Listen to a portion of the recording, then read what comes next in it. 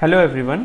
आज की इस वीडियो में हम देखेंगे कि हम अपने टैली में बने हुए ई इनवॉइस की डिटेल्स को जीएसटी पोर्टल पे जनरेट हुए ई इनवॉइस की डिटेल्स के साथ कैसे रिकंसाइल कर सकते हैं।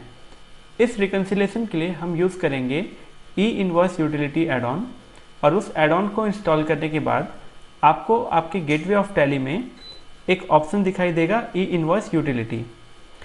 इस ई इनवॉइस यूटिलिटी वाले ऑप्शन पे जब आप एंटर की को प्रेस करते हैं तो आपको यहाँ पे तीन ऑप्शंस मिलते हैं। पहले ऑप्शन में आपको जीएसटी पोर्टल से जो सीट आप डाउनलोड करते हैं ई इनवॉइस वाली, जो कि ऑटो जनरेटेड होती है, उस सीट को कॉन्फ़िगर करना होता है। कॉन्फ़िगर करने के बाद आपको इस सेकंड वाले ऑप्शन को यूज़ करते हुए उसको रिकंसाइल करना होता है, जो कि एकदम ही ऑटोमेटिक हो जाती है। और रिकंसिलेशन के बाद अगर आपको पता चलता है कि कोई इनवॉइस या कोई डिटेल्स ऐसी है जो कि पोर्टल पे अवेलेबल है, मतलब कि आपने ई इनवॉइस जनरेट किया था लेकिन आपकी टैली में वो एंट्री नहीं है, तो आप उसको इंपोर्ट कर सकते हैं इस थर्ड नंबर ऑप्शन से। ऐसा उन केस में पॉसिबल होता है जहाँ पे कि ई इनवॉइस जनरेशन के लिए आप कोई दूसरे टूल्स या कोई दूसरे ईआरपी या ऑफलाइन यूटिलिटी वगैरह कुछ आप यूज़ करते हैं। तो आइए सबसे पहले हम चलते हैं जीएसटी पोर्टल पे, और आप यहाँ जीएसटी पोर्टल पे देख सकते हैं ये है जीएसटीआर 1 वाली स्क्रीन। इस स्क्रीन में आपको सबसे नीचे download details from e invoice in Excel, ये वाली ऑप्शन पे आपको क्लिक करना है। इस ऑप्शन पे क्लिक करने के बाद आपके कंप्यूटर पे एक एक्सेल शीट जनरेट होगी जो कि कुछ ऐसी होगी। आपको इसे ओपन करना है और इस एक्सेल शीट के अंदर आपके सारे ही ई इनवॉइस की डिटेल्स आपको मिल जाएगी। अब यहाँ पे जो B2B वाली सीट है उसको आपको सबसे आगे रखना है, और उसके बाद यहाँ पर जो टाइटल रो होगी उस टाइटल रो को आपको लाना है रो नंबर 1 पे।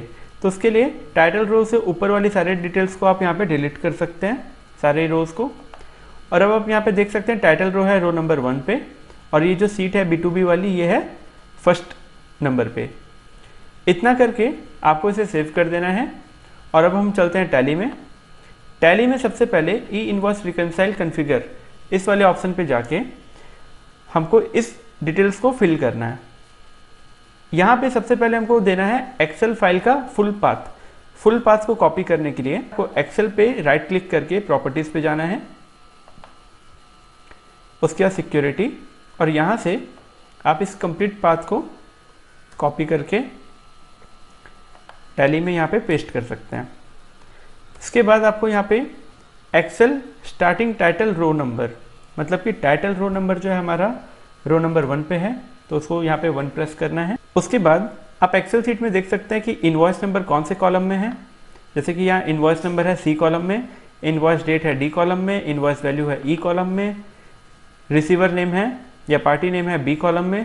तो आपको इन सब कॉलम्स को यहाँ पे फिट करना है। जैसे कि इनवॉइस नंबर है C में, इनवॉइस डेट है D में, पार्टी का नाम मतलब रिसीवर नेम वो है B कॉलम में, उसके बाद पार्टी का जीएसटी नंबर वो था A कॉलम में, टैक्सेबल वैल्यू है L में, CGST है N, SGST है O, IGST is in M, cess था P कॉलम में, और टोटल इनवॉइस वैल्यू है E कॉलम में। ये सब आपको इस एक्सेल शीट में देखने को मिलेगा।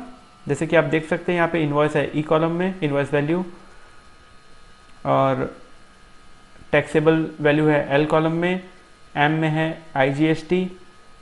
ऐसे आप यहाँ से सब डिटेल्स को देख के और फीड कर सकते हैं, और यहाँ पे एंटर की को प्रेस करते हुए स्क्रीन को एक्सेप्ट करना है।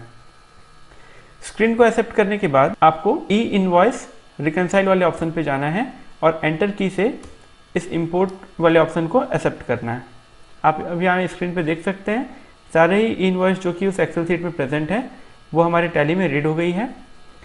और ये स्क्रीन में हमको पता चल रहा है कि ये सारे जो डिटेल्स हैं इनवॉइस की ये टैली में नहीं है। ऐसा इसलिए क्योंकि हमने जो इंपोर्ट किया था वो था जून महीने का, और यहाँ पे जो बाय डिफ़ॉल्ट अभी पीरियड सिलेक्ट हुआ है वो है मार्च। तो सबसे पहले हम पीरियड को यहाँ पे चेंज करते हैं। जैसे ही हमारा पीरियड चेंज हुआ, अगर कुछ भी डिफरेंस यहाँ पे होगा तो वो आपको दिखाई देगा। जैसे कि आप देख सकते हैं कोई भी डिफरेंस नहीं है, क्योंकि यहाँ पे सारे के सारे इन्वॉइसेस जो हैं वो टैली से बनी हुई है, सभी आपको स्टेटस मैच दिख रहा है। अगर कुछ ऐसा होता जो कि टैली में अवेलेबल नहीं होता तो वो आपको यहाँ पे अनमैच दिखाई देता। एग्जाम्पल के लिए जो सबसे यहाँ ऊपर में बिल है, बिल नंबर 1001, हम इसे डिलीट कर देते हैं। देखिए अब ये दिखा रहा है नॉट इन टैली। उसी तरह से हम बिल नंबर 1000 जो है, मान लीजिए उसको भी डिलीट कर देते हैं। बिल नंबर 1000 एंड 1001, ये दोनों ही चीज़ें आप देख सकते हैं अभी यहाँ पे नॉट इन टैली बता रही है, क्योंकि हमने दोनों एंट्री को डिलीट कर दिया है। अब मान लीजिए ये इसलिए नॉट इन टैली बता रहा है क्योंकि इन दो इन्वॉइसेस को आपने जनरेट तो किया था, लेकिन ऑफलाइन यूटिलिटी या कोई दूसरे ई इन्वॉइस वाले सॉफ्टवेयर से।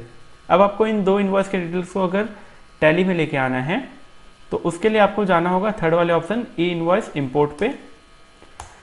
इसे भी एंटर की से एक्सेप्ट करना है। एक्सेप्ट करने के बाद आपको सबसे पहले कॉन्फ़िगर करना है ई इन्वॉइस का डिटेल्स, जैसे कि जो वाउचर टाइप होगा जो कि आप टैली में अभी इंपोर्ट करने टाइम चाहते हैं। मैंने यहाँ पे सिलेक्ट किया है सेल्स लेजर।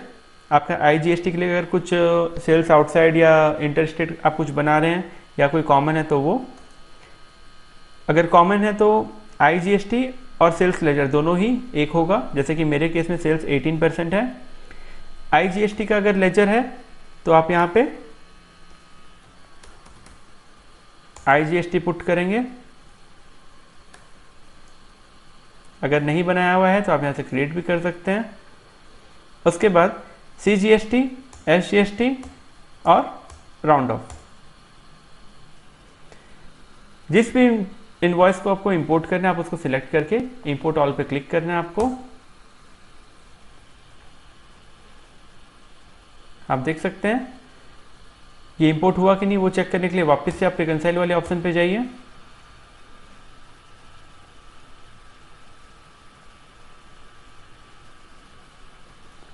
यहाँ से पीरियड,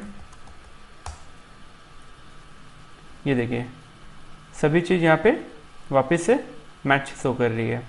तो इस तरीके से आप अपने टैली में बने हुए ई इन्वॉइस के डिटेल्स और जो GST पोर्टल पे जनरेट होती है ई इन्वॉइस की डिटेल्स, उन दोनों को रिकंसाइल कर सकते हैं। और कोई भी अगर आपकी एंट्री मिसिंग है टैली में तो आप उसको e invoice utility add on के थ्रू इंपोर्ट कर सकते हैं।